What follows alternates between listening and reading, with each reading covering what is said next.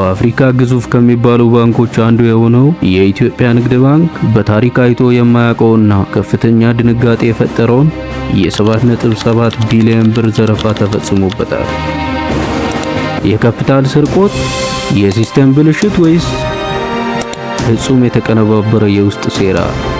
የሚገርመው ግን ይህ ዘረፋ የተፈጸመው በሽጉጥ ወይም ባንክን ሰብሮ በመግባት አይደለም፣ ወይም ደግሞ ከውጪ በመጡ የሳይበር ሃከሮች አይደለም።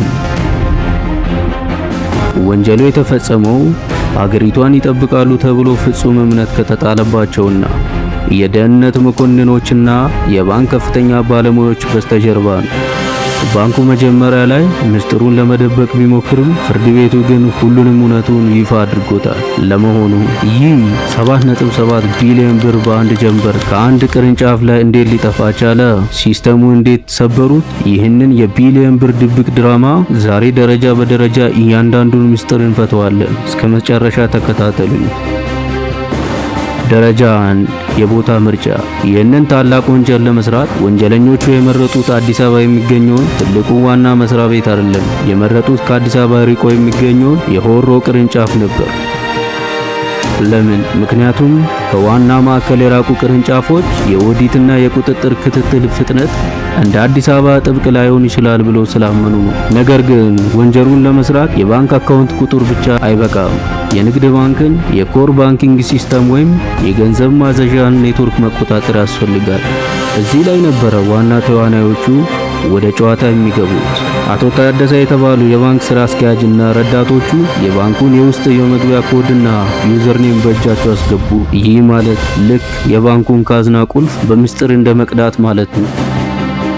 ደረጃ 2 የኃይል ጥምረት። በባንክ ስራ ውስጥ ባለ ሁለት እጅ ቁጥጥር የሚባል አሰራር አለ። አንድ ሰራተኛ ገንዘብ ሲያዝ ሌላው ማጽደቅ አለበት። ስለዚህ የቅርንጫፉ ሰራተኞች ብቻቸውን ይህን ማድረግ አይችሉም። ከውጪ የሚጠብቃቸውና መረጃ የሚያቀርብላቸው ትልቅ አካል ያስፈልጋቸው ነበር። እዚህ ጋር ነበር ታሪኩን እጅግ አስደንጋጭ የሚያደርገው ምስጢር የሚገለጠው።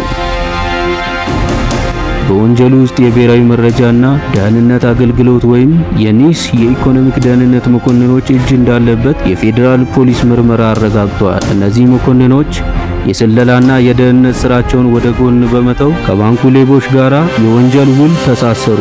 ስራቸው ምን ነበር? የባንኩ ኦዲተሮች ወይም የክትትል ሰራተኞች ወንጀሉን እንዳይደርሱበት የደህንነት መረጃዎችን ማዛባትና ጥበቃ ማድረግ። ደረጃ 3 የ7.7 ቢሊዮን ብር ዲጂታል ዝውውር። ሰዓቱ እኩለ ሌሊት አካባቢ ነው። የሆሮ ቅርንጫፍን የባንክ ሲስተም ፈቃድ በመጠቀም ወንጀለኞቹ ወደ ሲስተሙ ገቡ። እዚህ ላይ ማስተዋል ያለብን ነገር ይህ ገንዘብ በጆንያ ተጭኖ የወጣ ገንዘብ አይደለም። በዲጂታል ቁጥር የተደረገ ስርቆት ነው። ከባንኩ የውስጥ መጠባበቂያ ወይም የጋራ አካውንት ላይ ያለምንም እውነተኛ ተቀማጭ በጥቅሉ 7.7 ቢሊዮን ብር ወደ ተዘጋጀላቸው ግለሰቦች አካውንት ትራንስፈር ተደረገ። ይህ ገንዘብ በቀላሉ ለመረዳት በአንድ ጀንበር የ10 መካከለኛ ፋብሪካዎችን ወይም የሺዎችን የዓመት ደሞዝ የሚያክል የሀገር ሀብት በኮምፒውተር ክሊክ ብቻ ወደ ግል ኪስ ማዘዋወር ማለት ነው። ህገወጥ የባንክ አካውንት የተከፈተላቸው ግለሰቦች ገንዘቡ እንደደረሳቸው ወዲያውኑ በተለያዩ ሀገሪቱ ክፍሎች ማውጣትና ወደ ሌላ ንብረት መቀየር ጀመሩ። ደረጃ 4 መደበቅ።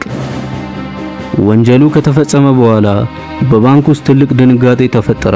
መጀመሪያ ላይ ጉዳዩ ወደ ህዝብ እንዳይወጣና የባንክ ስም እንዳይጠፋ ከፍተኛ ጥረት ተደርጎ ነበር። ባንኩ በሰጠው መግለጫ ምንም አይነት የተሰረቀ ገንዘብ የለም፣ የሲስተም ሙከራው ወዲያውኑ ከሽፏል የሚል ማስተባበያ ሰጠ። ነገር ግን እውነት ተደብቆ ሊቀር አይችልም።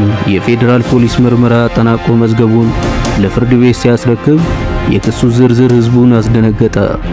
የፍርድ ቤት መዝገቡ በግልጽ እንደሚለው ተከሳሾች የሥራ ኃላፊነታቸውን በመጠቀም የሀገሪቷን የፋይናንስ ደህንነት አደጋ ላይ የሚጥል የ7.7 ቢሊዮን ብር የሐሰት የገንዘብ ዝውውር ከደህንነት መኮንኖች ጋር በመመሳጠር ፈጽመዋል።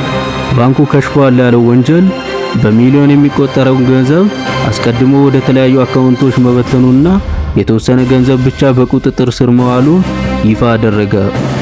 የባንክ ስርዓት ምን ያህል ዘመናዊና ጠንካራ ቢሆንም ሲስተሙን የሚመሩና የውስጥ ሰዎች ታማኝነት ከሌላቸው ለአደጋ የተጋለጠ ነው። ከ2007 የወርቅ ውሃ ከተቀባው የባቡር ሀዲድ ማጭበርበር እስከ ዛሬው የ7.7 ቢሊዮን ብር ዲጂታል ዝውውር ሌቦች ሁልጊዜም አዳዲስ መንገዶችን ይፈልጋሉ። ይህ ክስተት የባንኮቻችን ዲጂታል ጥበቃና የሰራተኞች ቁጥጥር ምን ያክል መጠናከር እንዳለበት ትልቅ ማሳያ ነው። እናንተስ በዚህ ጉዳይ ላይ ምን ታስባላችሁ? ባንኮቻችን አስተማማኝ ጥበቃ አላቸው ብላችሁ ታምናላችሁ? ሐሳባችሁን ኮሜንት ላይ ጻፉልኝ። ቪዲዮውን ላይክ ማድረጋችሁና አዳዲስ ምስጢራዊ ታሪኮች በፍጥነት እንዲደርሷችሁ ሰብስክራይብ ማድረጋችሁን እንዳትረሱ። በሚቀጥለው ቪዲዮ እስክንገናኝ ሰላም።